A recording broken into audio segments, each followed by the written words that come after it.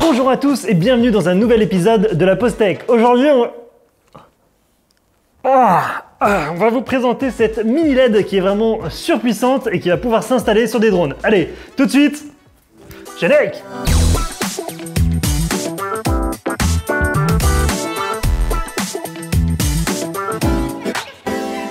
VFly, vous avez déjà peut-être entendu cette marque, elle s'est fait connaître grâce à des buzzers qu'on met sur des drones, principalement FPV, qui sert à retrouver le drone si jamais vous l'avez perdu. Eh bien, cette marque nous a contacté pour tester les strobes, ce sont des LED qui sont spécifiquement conçus pour être attachés à des drones. À quoi ça sert? Eh bien, principalement à être vu la nuit. Et oui, parce que parfois, avec les LED d'origine, il est compliqué de connaître la position du drone, savoir dans quel sens il est, etc. Et le problème, c'est qu'on peut pas mettre non plus des grosses LED dessus, parce que ça prend beaucoup de place, ça peut peser pas mal de poids et donc du coup on peut pas en mettre énormément. Donc du coup on a ce produit, mais avant de vous le présenter, on va faire un petit point réglementation.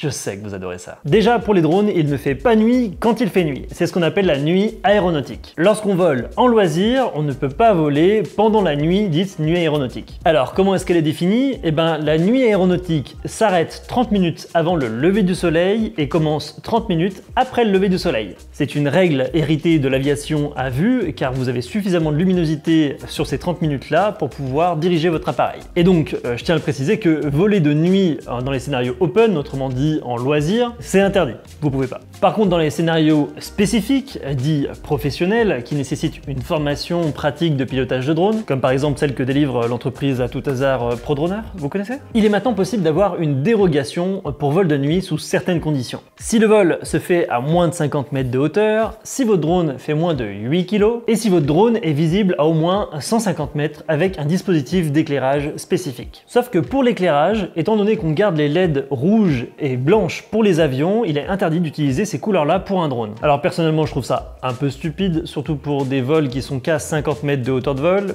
mais c'est la réglementation. Parce que si on enlève par exemple les LED rouges et blanches sur un Mavic, bah, il reste plus que les petites LED vertes clignotantes à l'arrière et on n'y voit rien du tout avec juste ces petites LED là. C'est franchement plus dangereux que si on laissait toutes les LED allumées à cette altitude. Et ça, c'est à vous de voir comment vous configurez votre appareil en votre âme et conscience. Ce que je dis à chaque fois, c'est n'oubliez pas, le bon sens prévaut. Et donc une fois que vous respectez ces prérequis, encore une fois, dans les scénarios nationaux spécifiques, il vous faudra remplir un CERFA comme on le faisait avant pour une demande de vol en agglomération, sauf que là, ce sera un CERFA où vous allez spécifier à la main dessus que c'est du vol de nuit, à envoyer à la préfecture dont dépend le vol, et ça vous permettra d'être dans le cadre de cette dérogation. Et donc, concernant le dispositif lumineux, c'est entre autres pour répondre à ce besoin que VFly a créé les strobes. Et ça tombe bien parce que sur ces strobes, vous avez trois possibilités. Soit vous avez 3 LED blanches, soit vous avez une LED verte, soit une LED rouge. Voyons ça tout de suite ensemble. On allume le tout. Un appui long. Là, je suis sur la LED blanche. On n'a pas arrêté de se cramer les rétines avec Mathis pendant ce test. C'est vraiment très puissant. Ne regardez pas ça en face trop longtemps, vraiment. C'est un conseil d'ami que je vous donne. Vous voyez, blanc, rouge clignotant un peu plus long, rouge fixe, vert clignotant, vert fixe, blanc clignotant, et donc vous voyez déjà que le blanc il dépote un peu plus vu qu'il a 3 LED dédiés, clignotant un peu plus lent, et blanc fixe. J'ai mal aux yeux. Je vais éteindre tout ça pour la suite du test. Voilà, maintenant que c'est éteint, qu'est-ce qu'il y a dessus? Ben, c'est juste une carte électronique avec ces LED là, un port USB pour pouvoir recharger et une LiPo de 160 mAh à l'arrière de la carte électronique qui est recouverte d'un film plastique pour pouvoir étanchéifier le tout. Donc c'est très pratique parce que ça se recharge en USB et que ça fait 6 grammes. C'est ridicule. Ça là, c'est super léger. Comme on vient de le voir à l'usage, il y a un seul bouton qui permet de passer d'une lumière à une autre, ou de l'éteindre et de l'allumer avec un appui long. C'est livré avec une petite boîte dans laquelle il y a des scratchs avec du scotch 3M à l'arrière. Si vous utilisez régulièrement ces petites LED, ça vous permet de scotcher ce scratch-là sur le drone et de pouvoir l'enlever et le mettre sans trop de complications. Juste en faisant ça. Alors VFly annonce une portée visuelle de 5 km. On veut bien les croire vu comme ça arrache la rétine, mais ce que je vous propose c'est que plutôt que de faire un test au bureau, on va tout de suite aller faire un test en conditions réelles. C'est sympa, hein? On a un joli coucher de soleil. En fait, on est dimanche soir, on vient de faire un événement avec des abonnés dont on a parlé sur Instagram si vous nous suivez. Et donc là, ils viennent tous de partir et je me suis dit, bah, le soleil est en train de se coucher. C'est le moment parfait pour tester ces VFly sur un Mavic 2. Donc on va prendre le temps qu'il reste de luminosité, environ 30 minutes après le soleil, pour installer ces LED sur le drone avec des Serflex. Je vais voir ce que j'ai, on va se débrouiller. Et on va pouvoir voir le niveau de luminosité du drone dans le noir. Donc pour ça, bah, je me suis installé un bureau juste à côté là. Alors pour tester le VFly, il vous faut avant tout des V-Fly. Mais il vous faudra également un drone test, un petit Mavic 2 Pro et sa Smart Controller. Ça sent la fin de journée et le gros craquage? Oui, tout à fait. Et pour aller avec le top de la nouvelle technologie, on va utiliser des Surflex. Ah, j'aime faire les choses bien. J'ai prévu mes petits outils. Allez, c'est parti. J'arrive pas à éteindre celle-là. C'est marrant, on dirait que sur celle-là, le bouton marche plus, j'arrive plus à éteindre. Trop bizarre. Waouh, c'est puissant. Même sans le regarder directement. C'est terrible ce que ça fait en lumière. C'est fou ça. Et je peux même pas regarder plus proche pour pouvoir l'éteindre parce que ça me défonce les yeux. Bon, on va la mettre de côté, celle-là. Toutes les autres marchent correctement, mais celle-là, impossible de l'allumer ou de l'éteindre. Enfin, elle est bien allumée, mais impossible de l'éteindre. Ah, j'ai réussi à l'éteindre. Il fallait appuyer très très fort. On va mettre déjà ces 4 là, on verra pour le reste après. Alors, est-ce que je peux le mettre à un endroit où ça n'abîme pas le drone et où ça puisse tenir? Ça serait dommage que ça se prenne dans les hélices. A few moments later. Voilà, donc j'ai mis les CR clips, j'en ai mis 2 par V-Fly, cela va plutôt bien tenir sur les bras. Normalement, ça devrait pas trop bouger.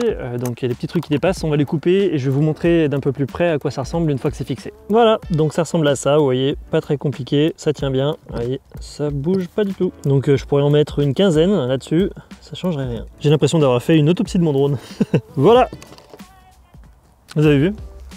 On a même le droit à une magnifique lune. Pour vous donner une petite idée, ce que je vais faire, c'est pas tout à fait facile de se rendre compte avec l'appareil photo, vu qu'il va travailler la luminosité, il va l'adapter en fonction de ce qu'il voit à l'écran. Donc je vais vous montrer déjà un premier exemple avec la lumière qu'il y a sous le drone habituellement, le fameux VPS. C'est une LED qui est présente sous le Mavic 2 Pro qui permet de voir le terrain lorsque les conditions lumineuses sont trop basses. Donc on va voir la différence d'intensité entre le VPS et les LED qu'on vient d'installer sur le drone. Donc les LED on peut en mettre devant, derrière. Moi j'ai décidé pour faire un bon comparatif de les mettre dessous. Ça nous fera une douche. On va voir si c'est efficace ou pas. Voilà, donc je vais régler le drone exactement à la même hauteur. Donc là on va être à 3 mètres de hauteur de vol et vous voyez un peu la luminosité que ça produit juste en dessous. Je vais le faire atterrir et on recommence. Ah, les yeux. Allez. Voilà, donc pour qu'il n'y ait pas de triche, je vais enlever les LED qui sont habituellement sous le drone et voici uniquement les LED, les 4 LED qui sont fixés sur les bras du drone. Vous voyez que la lumière, c'est marrant, est peut-être pas forcément aussi puissante mais plus diffuse. C'est marrant, c'est pas le même effet. Allez, je vais me balader un petit peu avec. Ah putain, en tout cas on le voit de loin. On dirait que la luminosité est moins importante que la LED, mais par contre, ce qui est très intéressant, c'est la luminosité pour le voir de loin. C'est des LED qui vont être plus diffuses que celle qui est présente sous le drone, mais qui vont permettre de rendre le drone super visible, même à grande distance. Là, vous voyez, on est à 120 mètres. Est-ce qu'on le voit toujours? Oui, on le voit toujours. Encore plus lumineux que la Lune. Je vois bien les 4 LED de manière distincte. Alors j'arrive pas à deviner le sens des LED étant donné qu'elles ont toutes la même couleur. Je pourrais faire veiller ça si je veux en cliquant dessus sans problème. Donc là je dirais objectif accompli. On arrive à voir le drone plus loin qu'avec les LED normales du Mavic. Donc on aura une meilleure visibilité de là où est le drone dans la nuit. Et encore là, je les ai orientés vers le bas et pas vers l'arrière. Je vais le faire revenir et je vais le faire venir au-dessus de moi pour voir. Alors vous verrez pas grand chose mais bon.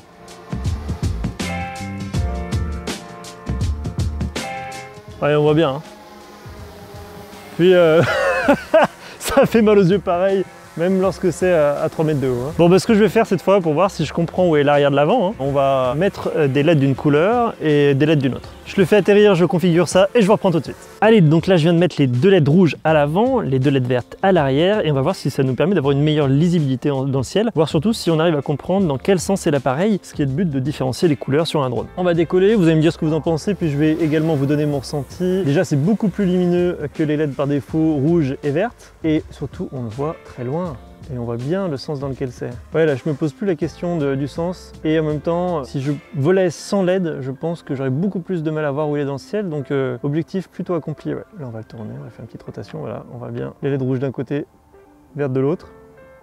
C'est peut-être un peu loin pour vous, mais bon. De ce que je peux voir, voilà, on est à 60 mètres, on pourrait aller beaucoup plus loin. Ça nous permet d'avoir une belle lisibilité sur le positionnement de l'appareil. Voilà, donc là, on est à 140 mètres, 143 mètres. Et on arrive à voir que la couleur, je le vois sur l'écran, je vois que vous voyez. On arrive à voir que la couleur majoritaire c'est le vert et si je tourne, paf, ça devient le rouge parce que j'ai fait un 180. On va refaire un 180 dans l'autre sens et vous voyez, bim, c'est vert. Bien, ça marche bien. Qu'est-ce qu'il y a d'autre à voir? Allez, on va tester pour le fun le mode stromboscopique. On va le mettre en mode stromboscopique vert à l'avant, rouge à l'arrière. Et ce qui est intéressant, c'est que même les couleurs s'en sortent bien parce que, étant donné que le blanc combine 3 LED blanches et que les couleurs combinent qu'une LED, je crois. J'ai dû le dire à un moment dans la vidéo. Il y a moins de puissance sur les LED de couleur que sur les LED blanches et je trouve qu'il s'en sort très bien même avec les LED de couleur, ce qui in fine permet de savoir ce qui nous intéresse, son positionnement dans les airs. Tiens, par contre, il y a un truc que j'ai pas testé avant. Il y a un truc que je voulais tester, c'est de voir si ça reflétait la lumière dans l'arbre. Par exemple, si je suis une nuit et que je veux voler à proximité d'un obstacle, est-ce que ces LED vont se refléter dans l'objet que je suis en train de filmer? Je vais aller voir ça tout de suite et je vais me rapprocher pour être sûr de pas faire de bêtises.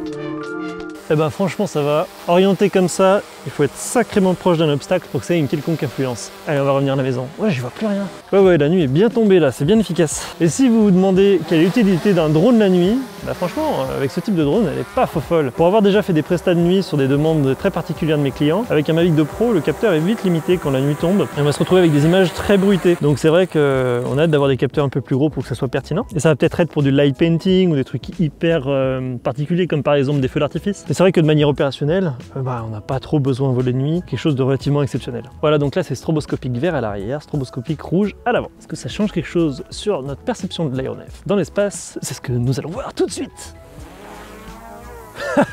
On dirait un drone de la police. Arrêtez-vous immédiatement!